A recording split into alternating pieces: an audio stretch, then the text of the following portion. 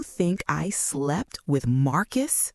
Antonela said, her voice icy, sharp as a scalpel. You use the brain of a billionaire to think, but the heart of a bastard to judge.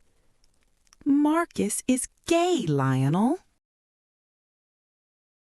The salty sea wind from the Atlantic Ocean whipped through the white silk curtains of the $60 million mansion in the Hamptons, the summer playground of New York's ultra-rich. Outside, on a lawn manicured to perfection like a golf course, the clinking of crystal glasses blended with the lazy drift of jazz music.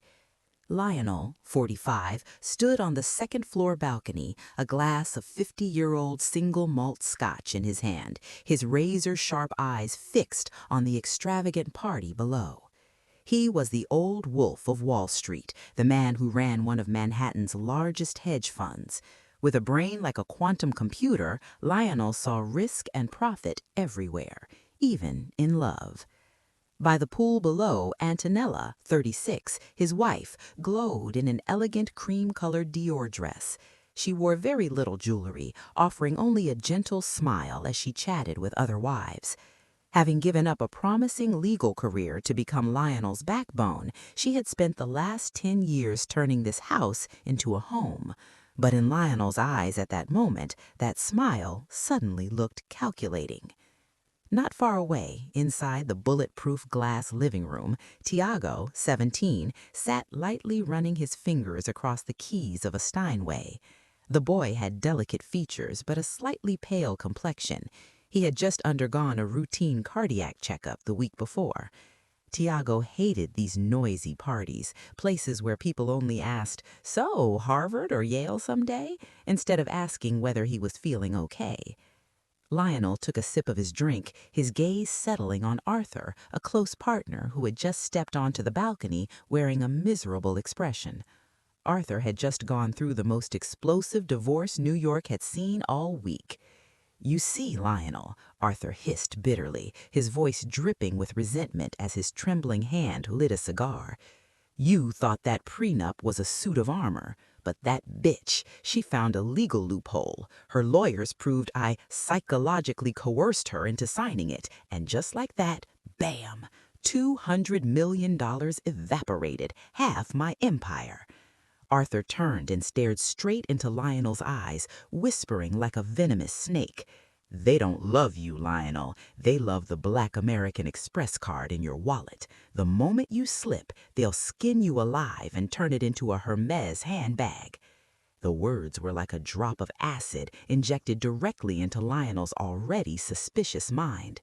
He looked down at Antonela again. She had just glanced up, spotted her husband, and waved with a bright smile. Was it the smile of love or the smile of someone patiently waiting for a $5 billion fortune? Paranoia flared like wildfire. Lionel could not live with doubt. He needed absolute certainty. He needed a test. That night, after the party ended, with Antonela and Thiago fast asleep, Lionel locked himself inside his study. The blue glow of the computer screen washed over his cold, expressionless face. His fingers flew across the keyboard. Step 1. Activate Ghost Protocol. Transfer order. The entire $5.2 billion USD from accounts at Chase and Goldman Sachs was split, funneled through dozens of shell companies, and finally left dormant in secret accounts in the Cayman Islands and Switzerland. Displayed U.S. balance? $0.00. Lionel picked up a satellite phone and dialed a string of encrypted numbers. The call was answered after 2 rings. "This is Lionel," he said flatly, without emotion. "Activate plan The Fall. I want your acting team here by 6 a.m. tomorrow. FBI uniforms, fake search warrants, asset seizure vehicles. Make it real. Turn me into the most pathetic con man in America." He hung up, leaned back in the leather chair, and stared into the empty void. "Let's see. When I'm just a penniless man drowning in debt, will you still smile at me like that, Antonela?" 6 a.m. Dawn had not yet broken over the Manhattan skyline. Inside the 88th floor penthouse of 432 Park Avenue, luxurious silence wrapped itself around the sleeping Sterling family. Bang, bang, bang! The brutal pounding on the door exploded like thunder, tearing through the calm. It was followed by sharp shouts, thick with the commanding authority of American law enforcement. "Federal agents, open the door, FBI." The exquisitely carved mahogany door was smashed open without mercy. A team of more than 10 people wearing bulletproof vests emblazoned with bright yellow FBI letters, the finest professional stand-ins Lionel money could buy, flooded into the apartment like a raging tide. Military boots thundered against the Italian marble. Antonela jolted awake, her face drained of all color, grabbing a silk robe to cover herself. She screamed when she saw black gun barrels aimed down the hallway. Thiago, with his fragile heart, froze at his bedroom door, clutching his chest, gasping in panic. "What's going on? What the hell are you doing?" Lionel rushed out, feigning rage and absolute terror. 2 large men slammed him face down on the $50,000 dining table, cold handcuffs snapping tight around his wrists.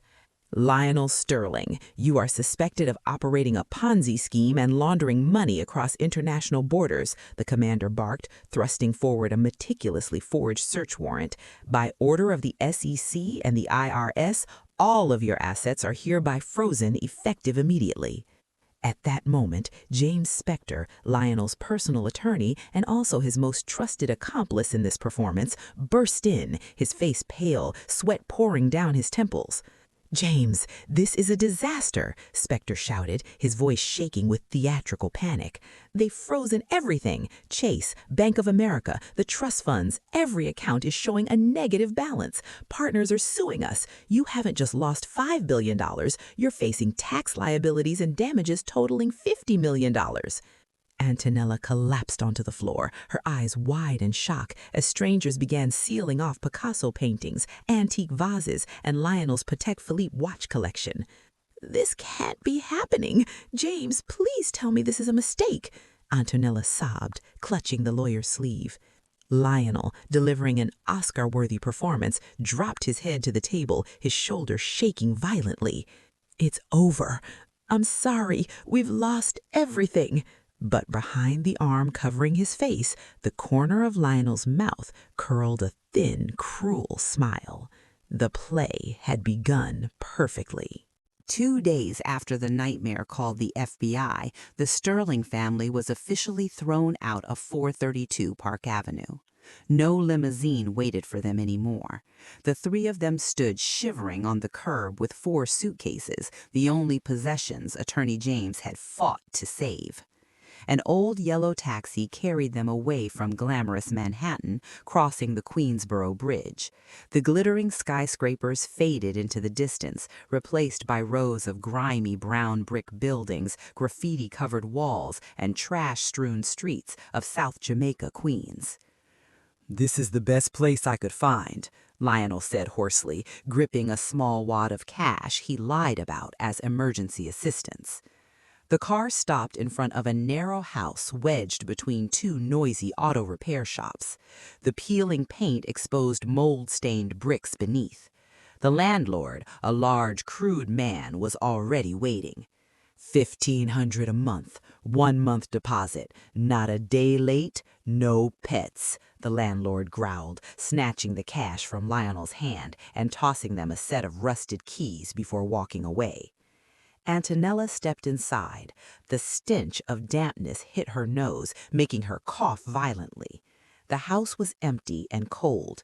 No luxurious Roche-Bobois furniture, just an old spring mattress sitting alone in the living room floor, a cheap plastic dining set, and a few wobbly chairs left behind by the previous tenant. Thiago silently dragged his suitcase into his tiny bedroom. Through the window, instead of a sweeping view of Central Park, he saw a cracked concrete wall of the neighboring building and heard the elevated train rumbling past, shaking the floor. "Dad, I think the heater is broken," Thiago said softly, shivering. Lionel dropped onto the old mattress, raking his hair through the hair, continuing the role of a defeated man. We'll deal with it. I don't have money for repairs. $1,500. That's all we have left. Starting tomorrow, we're on our own." Antonella looked at her husband, then at her shivering son. She did not cry anymore. She took off her last designer coat, rolled up her sleeves, and began wiping the thick layer of dust off the floor. The high society life was dead. The brutal reality had begun. 1 week passed inside the damp rental house. The small amount of cash Lionel had managed to keep was gone after paying the security deposit and buying basic necessities. The refrigerator was empty, and an electricity bill from Con Edison stamped with the red words "Past Due" lay at the front door. On Monday morning, Antonella quietly stepped into an old pawn shop with metal bars across the windows in Jamaica, Queens. She removed the 5-carat diamond ring, the engagement keepsake from years ago, and placed it on the scratched glass counter. $12,000, cash, no bargaining, the shop owner stated coldly, even though its real value was close to $200,000. Antonella bit her lip and nodded. She did not know that just 15 minutes after she left, a man in a black suit, Lionel's assistant, walked in, bought the ring back for double the price, and returned it to be locked away in his boss's secret safe. Back home, Antonella placed the stack of cash on the plastic table where Lionel sat with his feet up drinking cheap beer. "Here's the money, Lionel, enough for us to survive a few more months," she said, her voice unusually firm. Lionel glanced at it. His heart tightened for a brief second, but he quickly smothered the feeling with suspicion. She's playing the role of the loyal wife now, so she can claim credit later. That afternoon, Antonella put on a blue Walmart uniform vest. She had secured a cashier position at a Walmart supercenter 3 miles from the house. To maximize her income, she agreed to work the night shift, the harshest schedule, from 10 p.m. to 6 a.m. "Starting pay is $10 an hour. Do well, and it goes up," the manager curtly said, handing her a name badge. $10. Before, that had barely been enough to tip a hotel doorman. Now Antonella had to stand for 60 straight minutes, scanning hundreds of items, dealing with drunk and rude customers after midnight just to earn it. On her first night, Antonella's feet, once used to high heels on velvet carpets, swelled painfully after 8 hours. The scanner's beep, beep, drilled into her mind, but every time she thought of Lionel falling apart at home and Thiago needing medication, she clenched her teeth and endured. She had no idea that every act of patience, every drop of sweat was being captured by security cameras and streamed live to an iPad Lionel watched in the darkness of the rental house. He watched his wife bow her head, apologizing to a customer because the register jammed, and wondered, "How long before you finally take that mask off, Antonella?" 7 in the morning. Harsh sunlight pierced through the thin, dust-covered curtains of the rental house. Antonella dragged herself inside after a 9-hour night shift at Walmart. Her legs were swollen, her blistered toes rubbing painfully inside cheap sneakers. The smell of fast food grease and low-grade cleaning chemicals clung stubbornly to her tangled hair. What greeted her was not comfort, but the loud roar of an old television replaying a football game. Lionel lay sprawled on the torn sofa, surrounded by empty beer cans and cold pizza boxes from the night before.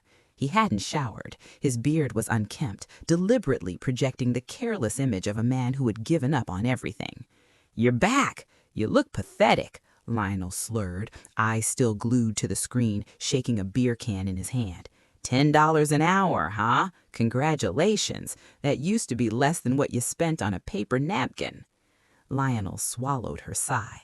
She silently bent down and began picking up the scattered beer cans, tossing them into a trash bag.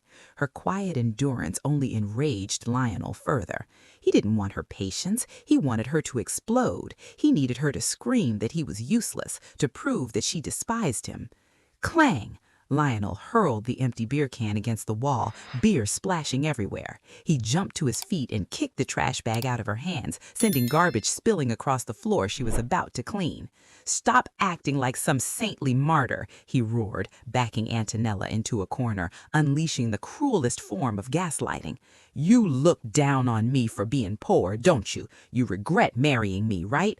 Why don't you just leave? There are plenty of rich men out there waiting for you. Go find one to support you so you can be a queen again." Antonela looked straight into her husband's eyes. Her eyes were red from lack of sleep, but there was no fear or contempt in them. She took a deep breath, her voice trembling yet firm. "I'm not going anywhere, Lionel. I'm staying because you're my husband, and Thiago needs both his parents together right now. You can get drunk, you can yell at me to vent your anger, but never question why I'm still in this house." With that, she quietly turned and walked into the kitchen, beginning to prepare a frugal breakfast from discounted eggs and stale bread. Lionel stood frozen in the living room, watching his wife's thin back. A flicker of guilt rose in his chest, but the paranoid demon in his head whispered immediately, "Impressive acting, Antonela. Let's see how long you can keep playing the perfect wife." The tension building inside the cramped rental house finally reached its breaking point. Thiago, once accustomed to the quiet environment and careful attention of a private school, was now forced to face the jungle of a public high school in Queens. The noise, lunchtime bullying, and poor quality meals eroded his already fragile health. During Wednesday afternoon gym class, as he tried to run laps to avoid failing, Thiago suddenly felt as if a sledgehammer slammed into his chest.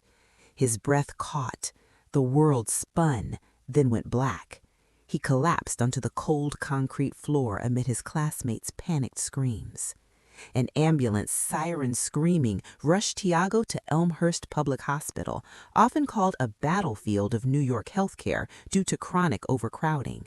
When Antonela and Lionel arrived at the ER, they found their son lying unconscious on a gurney, surrounded by tangled wires. The attending physician, an exhausted man with dark circles under his eyes, came out to meet them. "Your son has severe aortic valve stenosis, compounded by prolonged physical deterioration," the doctor said quickly, flipping through the chart.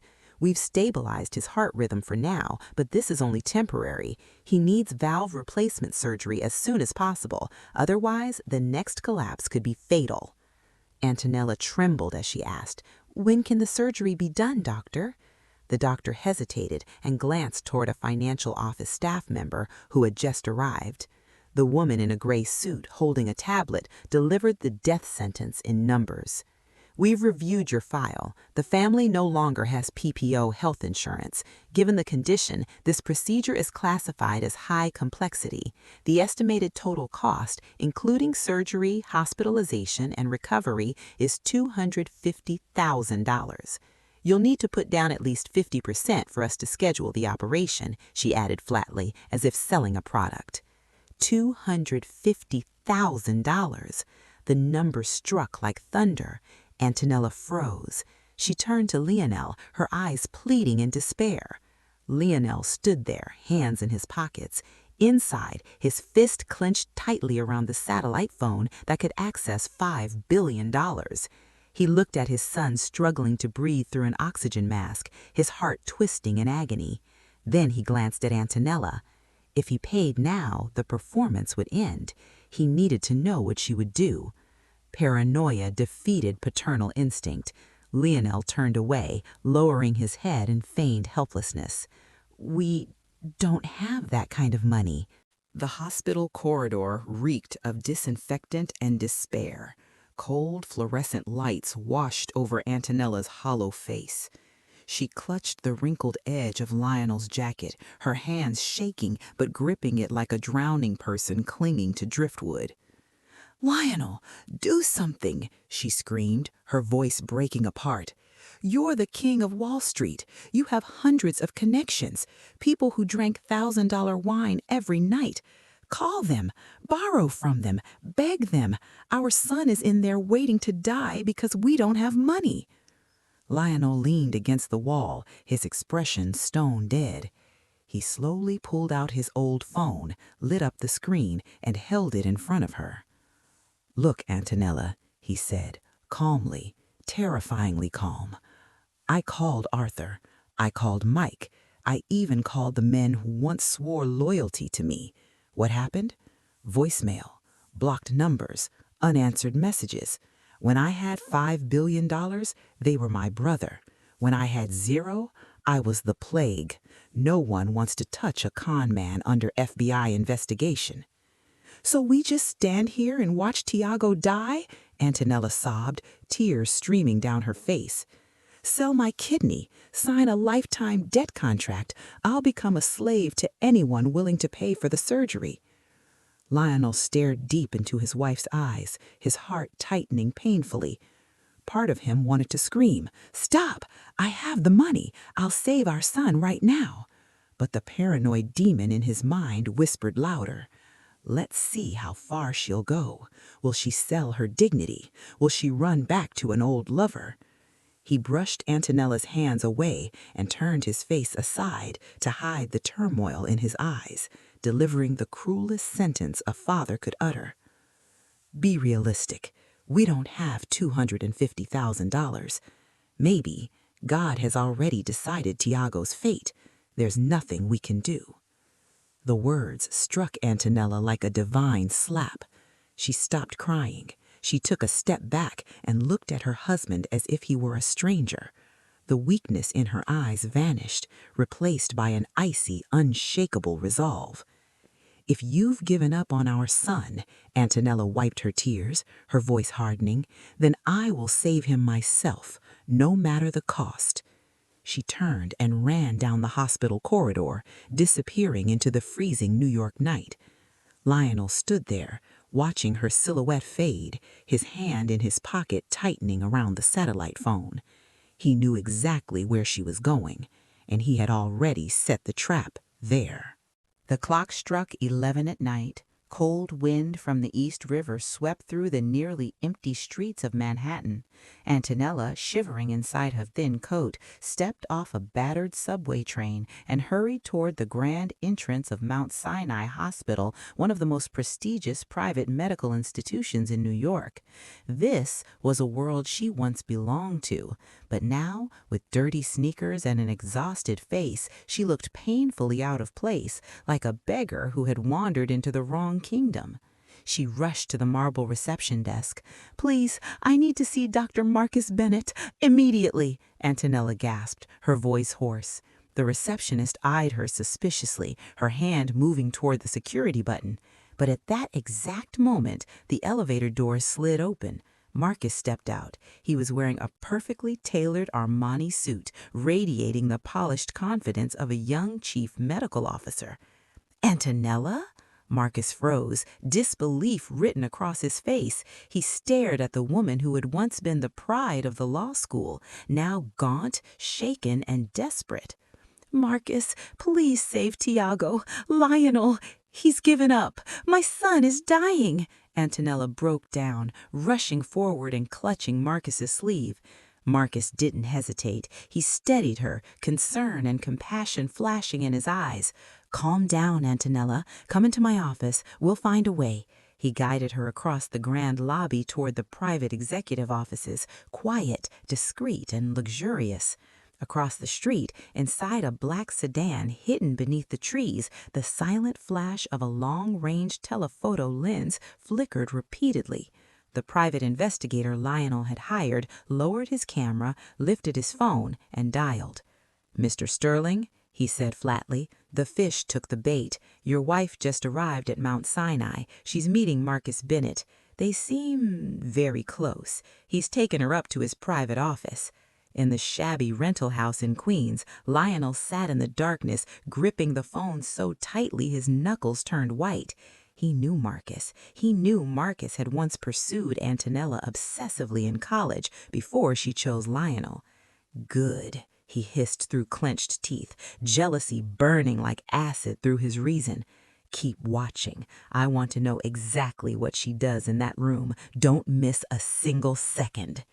In Lionel's mind, the image of his devoted wife shattered, replaced by that of a woman willing to trade her body for money from an old flame. He sneered, a twisted smile of a man slowly destroying his own happiness. Inside the executive office on the 15th floor of Mount Sinai Hospital, the air was thick with tension.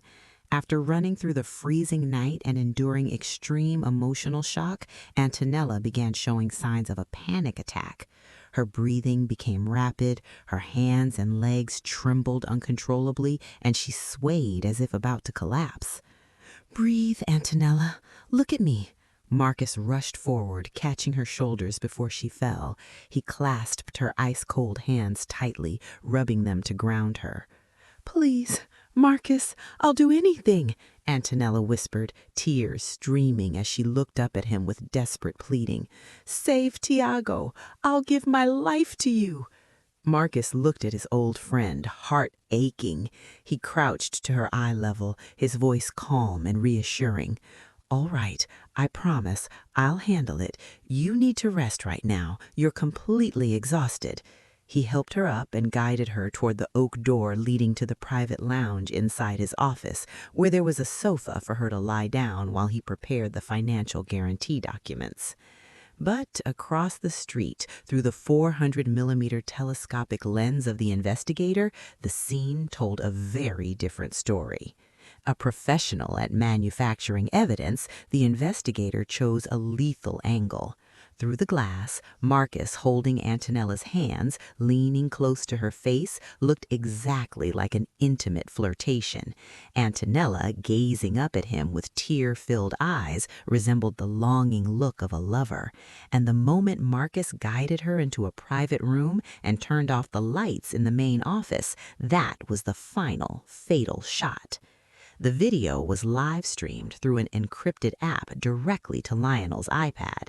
In the dark rental house, Lionel sat motionless, the sickly blue glow of the screen illuminating his face twisted with rage. He saw his wife holding another man's hands. He saw them disappear behind a closed door. He saw the lights go out. "Selling your life or selling your body?" Lionel snarled, a smile both painful and grotesque. He hurled a beer can against the wall. The metallic crash echoed, mingling with the thunderous roar of subway trains outside. In Lionel's mind, the logic of a financial predator asserted itself. No one gives away anything for free. To get $250,000 overnight, she had to pay with the only thing she had left. He shut off the screen. Paranoia hardened into a cold verdict. He would wait for her return. He would let her finish playing the role of the great mother, and then he would strip everything bare and make her taste the deepest humiliation. 6 in the morning. The sky over Queens was a dull, leaden gray. The door of the rental house creaked open. Antonela stepped inside, carrying the biting cold of dawn and utter exhaustion. She looked more broken than ever. Her eyes were swollen and darkened from a sleepless night of crying. Her carefully maintained hair was a mess. Yet, in stark contrast to her ravaged appearance, a strange, unyielding fire burned in her eyes. In her hand was a thick envelope stamped with the red seal of Mount Sinai Hospital. Lionel was still there, sitting in the exact same spot as the night before, like a statue carved from ice. He hadn't slept. He had waited 7 hours, replaying the affair video over and over in his mind. "You're back?" Lionel asked dully, without lifting his head. "You had a busy night, didn't you?" Antonela didn't catch the sarcasm. She was too exhausted to argue. She walked straight to the plastic table and slammed the envelope down in front of him. "Get up, Lionel. Wake Thiago. The hospital transport will pick him up at 8. The surgery is scheduled for noon today," Antonela said quickly, her voice hoarse. Lionel glanced at the surgical confirmation form marked "Paid in full." A faint sneer curled his lips, the smile of a man who believed he understood all the filth in the world. $250,000, he said slowly. Where did you get that kind of money overnight? Don't tell me you won the Powerball. Antonela froze for a second. She turned her face away, avoiding her husband's probing gaze, her fingers clutching the hem of her shirt. She couldn't tell Lionel the truth. If he knew she had sold her dignity, Lionel's dignity as a failed man would shatter completely. I took a loan, Antonela lied, her voice trembling slightly. I found a loan shark in the Bronx. The interest is insanely high, but they paid out immediately. We'll have to work our entire lives to repay it, Lionel, but Thiago will live. It was the most painful lie of her life. The truth was that the night before, in an overnight law office, Antonela signed a deed. She had sold her small wooden house in Texas, her only inheritance, and the place where her parents were honored, at a fire sale price for immediate cash.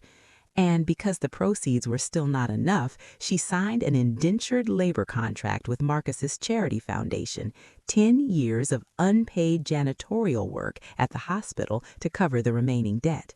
She gave up her home, her freedom, her future, just to buy her son's heartbeat. But to Lionel, the clumsy lie only confirmed his theory. A loan shark. He laughed bitterly inside. No loan shark would lend $250,000 to an unemployed housewife. There was only one way a woman could make that kind of money so fast. Fine, Lionel said, standing up and taking the papers. You've worked hard. Get ready. We'll finish this today. While Antonela busied herself in the cramped bedroom, packing a few worn-out clothes for Thiago's hospital admission, Lionel stood inside the bathroom, locking the door behind him. The damp space reeked of mold, but the thing that made him most nauseous was the iPad in his hands. He reopened the last email from the private investigator. Subject, report, night of 10/14, conduct confirmed. Lionel's fingers trembled as he pressed play. The video, recorded with an infrared lens, appeared, grainy but clear enough to recognize faces. He saw Antonela walk into Marcus's private office. He saw Marcus close the door, pull the curtains, and then the fatal detail, the lights inside the room suddenly went out. The timestamp on the video jumped, 23:15 to 3:45, 4 hours in the dark. Loan shark? Lionel muttered, his voice choking in his throat, twisted with disgust. What did you borrow with your skills in bed? He shut off the screen. In Lionel's mind, everything was now clear as daylight. Antonela's story about borrowing from the underworld was nothing more than a clumsy cover for a naked truth. She had sold her body to her former lover in exchange for that hospital admission form. To someone as arrogant as Lionel, this was not merely physical betrayal. It was an assault on the pride of a man. She would rather sleep with another man than trust him to get through hardship together. Congratulations, Antonela. You failed the test, and the price will be very high, Lionel whispered, his eyes turning cold and empty. He splashed water on his face, slicked his messy hair back, straightened the collar of his worn-out t-shirt. He took a deep breath, putting on the armor of a wounded beast preparing to strike back. Then he stepped into the living room. Antonela was helping Thiago sit up, her face exhausted but glowing with quiet relief at the thought of saving her child. She had no idea that the real storm was not at the hospital, but standing right behind her. "Let's go, honey. The car will be here soon," Antonela said gently. Lionel looked at the admission papers in his wife's hands, then stared straight into her eyes. He saw no love anymore, only deception. He nodded, a cruel smirk spreading across his face. "Yes, Antonela, it's time to go. But before we do, I have a little surprise for you." He slipped his hand into his pocket, not to grab bus fare, but to activate the asset unfreezing command on his satellite phone. The chess game was over. "Stop!" Lionel shouted, his voice booming, making both Antonela and Thiago freeze in place. He lunged forward and violently snatched the admission papers from Antonela's hands. "You think I'd let my son be saved with this filthy money?"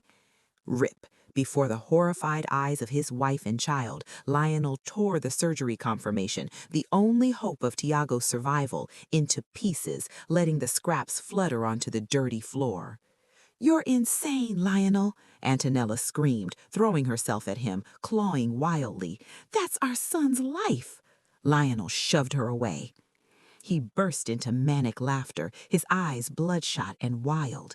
He pulled out the latest iPhone 15 Pro Max from his pocket and connected it via AirPlay to the old TV hanging on the wall. The TV screen went black, then lit up with the interface of a Swiss banking app in commanding black and gold tones. Available balance, $5,200,000,000 and 0 cents. The entire room fell silent. $5 billion glared on the screen, brutally contrasting with the mold-stained walls around it. "Look carefully, Antonela," Lionel roared, spreading his arms like a deranged king. "I was never bankrupt. I am Lionel Sterling. I am the king of New York. I staged this entire act just to test your loyalty. And look what you did. You secretly went to meet your old lover, slept with him to trade your body for a pathetic $250,000. You failed miserably." Antonela stood frozen. She did not look at the $5 billion. She looked at Lionel as if staring at the most repulsive creature on earth. The pain of having her trust betrayed was 1,000 times greater than any fear of poverty.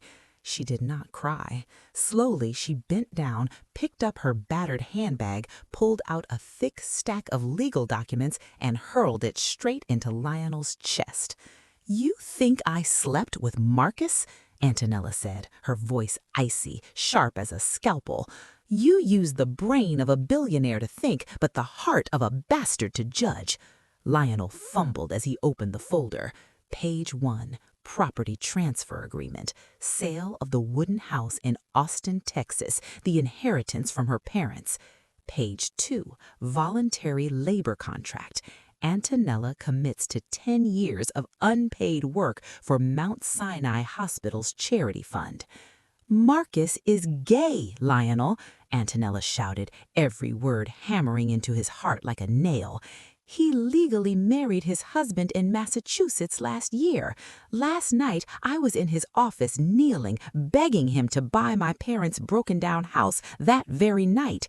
I sold my past, sold the next 10 years of my future to save our child, while you sat here clutching $5 billion, spying on whether your wife was cheating." Lionel went completely numb. His folder slipped from his hands. His paranoid jealousy shattered into pieces under the naked truth. He was not the victim. He was the executioner. "Antonela, I was wrong," Lionel stammered, his face drained of all color. He turned toward Thiago, the boy leaning against the wall, his complexion pale. "Thiago, I'm sorry. Dad has money now. I'll buy that entire hospital for you. We'll fly on a private jet." Lionel lunged forward, trying to pull his son into an embrace. "Don't touch me." Thiago stepped back. His voice was calm, terrifyingly calm. He pulled a small voice recorder out of the pocket of his hoodie. "I've known you've been pretending to be poor since last week, Lionel." Lionel froze. "What? How did you know?" Thiago pressed play. Lionel's voice crackled through the device. "Hello, James. Move another $2 million into the Black Fund. My wife's about to break. The real show is about to begin." "That night, you were drunk. You were talking in the bathroom on your satellite phone. I heard everything," Thiago said, his eyes fixed on his father without a trace of emotion. "Why didn't you say anything?" Lionel trembled. "If you had, we could have ended this much earlier." "Because I wanted to give you a chance," Thiago replied with a brutally American kind of pragmatism. "I wanted to see which mattered more to you, my life or your oversized ego. This morning when I saw Mom come home with swollen eyes after a $10 night shift and you sitting there tearing up my admission papers, I got my answer. You weren't testing, Mom. You were killing this family. The siren of a specialized ambulance wailed outside. Marcus had arrived to pick up Thiago based on Antonela's earlier call without needing a single dollar from Lionel. Thiago supported Antonela as they walked toward the door. Lionel panicked and chased after them, stumbling over trash scattered across the floor, holding up his phone displaying $5 billion like a sacrificial offering. "Don't go! Antonela! Thiago! I have $5 billion! I can buy you anything! Mansions, supercars, private islands! Don't leave me here!" Thiago stopped at the doorway. He turned around and looked at the man kneeling on the filthy floor, the glow of the phone screen illuminating Lionel's tear-soaked face. Then the boy spoke his final sentence, slowly, mercilessly. "You can buy a house, but you can't buy a home. Keep your billions, Dad. It's exactly what you deserve, to be alone with your money." Bang! The thin wooden door slammed shut, but the sound echoed in Lionel's mind like a judge's gavel delivering a death sentence. The rental room fell into a terrifying silence. Only the hum of the old refrigerator remained, along with the whirring fan of a laptop running at full speed to display financial charts. Lionel stood there, frozen, his hands still hanging in the air as if trying to grasp something that had already slipped away. Then, as if jolted awake, he rushed to the dust-covered window, wiping the glass furiously with his hand to look outside. Under the dim yellow streetlights of poor Queens, the luxurious private ambulance from Mount Sinai was pulling away. Through the vehicle's window, he saw Marcus gently draping a warm blanket over Antonela's shoulders. Thiago sat beside her, never once looking back up at the house. The ambulance turned the corner and vanished into the New York night. They were really gone, without hesitation, without a single glance back at his massive fortune. Lionel staggered backward, tripping over an empty beer bottle on the floor, and collapsed on the old spring mattress. The sickly blue light from the wall-mounted TV continued to shine directly on his face. Account balance $5,200,000,000. The number the entire world dreamed of, the number he had spent his entire life building and protecting at all costs. He had won every deal, he had crushed every rival, and now he had won his own test. He had proven himself the smartest, the richest. So why did his chest feel like someone was ripping his heart out? "I'm rich! I have money!" Lionel screamed, his voice breaking, echoing off the moldy walls. "Come back! You need my money! You can't live without my money!" There was no answer, only the distant roar of the subway sounding like mocking laughter. Lionel grabbed the latest iPhone, about to call Antonela, but his finger froze midair. Call her for what? To buy her back? Thiago was right. He could buy a house, but not a home. Trust was like a mirror. Once he shattered it with his own hands to test its strength, even if he glued it back together with solid gold, it would still be nothing but warped shards reflecting his own ugly face. He looked around the $1,500 dump of a room. He looked at the wrinkled suit on his body. And he looked at the $5 billion on the screen. Suddenly, Lionel laughed. A choking sound at first, then louder, wild, deranged, and agonizing. He laughed at the cruelty of fate. Tonight he was the richest man in New York, yet he was sitting in a slum without a single loved one beside him to share even a bottle of water. He curled up on the filthy mattress, hugging his knees like an abandoned child. Hot tears streamed down his cheeks, dripping onto the cold floor. The arrogant billionaire, the man who had always suspected the entire world, had finally found the one thing that would never betray him, just as his son had said: loneliness. New York City glowed in all its splendor, brilliant, glamorous, and alive.